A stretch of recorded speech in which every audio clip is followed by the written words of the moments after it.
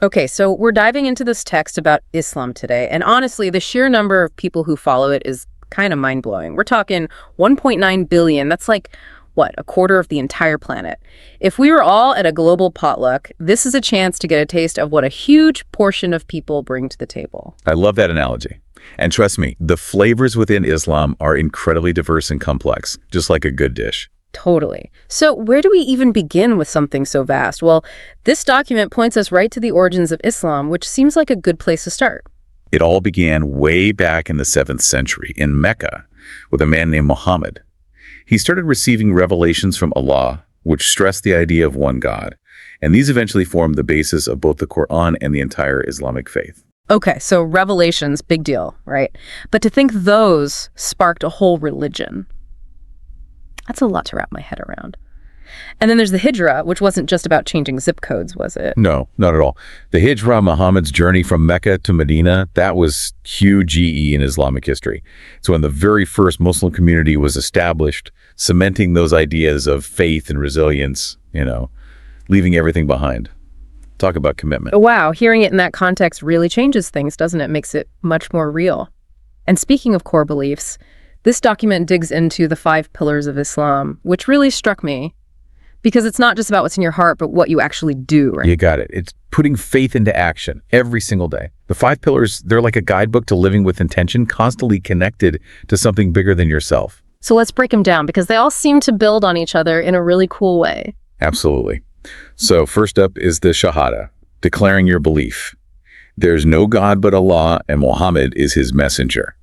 Straightforward, but so powerful. Like that's the foundation right there. Everything else rests on it. Which brings us to Salah, those 5 daily prayers. Exactly. And it's deeper than just going through the motions. It's carving out time, no matter how crazy life gets, to reconnect with the divine. A chance to hit the reset button and remember what really matters. I can see how that would be grounding. Now the next one, Zakat. This one really piqued my curiosity. It's about giving back, obviously, but there's got to be more to it. You're right, there is. Zakat isn't just charity. It's about social responsibility woven into the fabric of Islam. It's mandatory, giving a part of your wealth to help those in need. A built-in system that says, hey, when the community thrives, we all thrive. It makes you rethink how we approach poverty and inequality, what if that was just built in? Fascinating. Right. Okay, now moving on to Psalm, the 4th pillar. We've got Ramadan, that month of fasting practiced by Muslims globally. Everyone's heard of Ramadan, but I'd love to understand it beyond just no food or drink. What's the deeper meaning there? It goes way beyond the physical. Ramadan's about self-reflection, deep spiritual growth, connecting with those less fortunate. It's understanding what it means to go without and appreciating everything you do have. Sounds like a crash course in mindfulness and gratitude, which kind of links back to that social responsibility we talked about with Zakah. Exactly. See, each pillar, it builds this beautiful interconnected framework for living a life that's truly meaningful. And finally, we've got Hajj, the pilgrimage to Mecca. Now, that one evokes such powerful images in my mind. Millions of Muslims from all walks of life converging on one holy city. It must be an absolutely incredible experience. Incredible doesn't even begin to cover it. It's a journey, physically and spiritually. Imagine, right, being surrounded by millions of people, all different backgrounds from all over the world, but united by this shared faith. Talk about feeling connected to something bigger than yourself, right? Absolutely. Yeah. And it underscores the point that even though the Muslim world is so incredibly diverse, there's this thread, this shared experience that ties it all together. Makes you think, right? There's always going to be stuff that makes us different, but maybe there's more we share than we realize.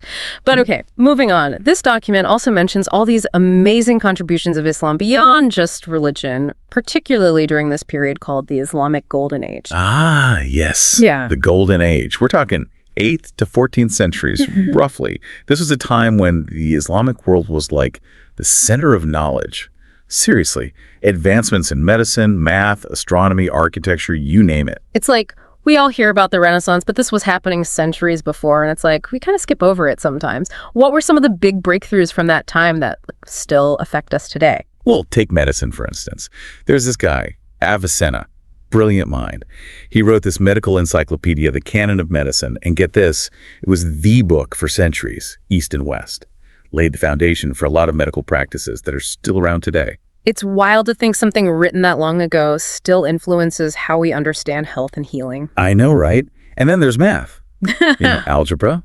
Yeah, we can thank Islamic mathematicians for that one. Specifically, a guy named Al-Khwarizmi. His work, it revolutionized the field, had this ripple effect on science, engineering, technology, all of it. Man, it really highlights how knowledge builds upon itself across cultures, across time, right? Okay, what about astronomy? This document mentioned they made some major contributions there too. Oh, for sure. Islamic scholars, they were way ahead of the game in astronomy. They were developing these crazy advanced instruments, making star charts. They were incredibly detailed, really refining what we knew about navigating by the stars, which back then was essential for trade and exploration. Like, think about the astrolabe, super important tool for figuring out where you were and what time it was. It just blows my mind how these discoveries like domino into things like global exploration and like our whole understanding of space. Every time we dig a little deeper, there's another layer of influence we've got to acknowledge. And speaking of influence, we can't forget the incredible architecture that came from the Islamic world, right? Oh, absolutely. Structures like the Alhambra in Spain, the Taj Mahal, the mosques in Samarkand. Those are more than just buildings, they're masterpieces. Not just beautiful to look at, but they showcase this incredible grasp of geometry, engineering, design, all way ahead of their time. It's like they poured so much artistry and knowledge into every detail, and we're still in awe of them today. It really opens your eyes to the impact Islamic civilization has had on the world. Exactly. It's about understanding the bigger picture of human history and appreciating how different cultures have contributed to our collective knowledge and our shared artistic heritage. Which brings us to something else this document dives into, the role of women in Islam. It's a topic that, let's be real, often gets simplified or like completely misunderstood. Yeah, definitely. It's one of those things that requires nuance, careful consideration. The document points out that in Islamic texts, there's this strong emphasis on spiritual equality between men and women, while also acknowledging that interpretations and practices differ across cultures. So there's the ideal, what's written down, and then there's how it plays out in the real world, which sometimes those two things don't line up, you know? Right. And that's why it's so important to remember that Islam, just like any major religion, is going to have a spectrum of interpretations and practices. The document stresses that women, within Islamic teachings, have rights to education, to owning property, even to participating in social and political life. Which aligns with that emphasis on justice and equality we talked about earlier. But then you see things happening in some parts of the world that seem totally at odds with those principles. Exactly. It's a complex issue, and trying to make blanket statements about it just doesn't work. Cultural and historical factors, those play a huge role in shaping societal norms.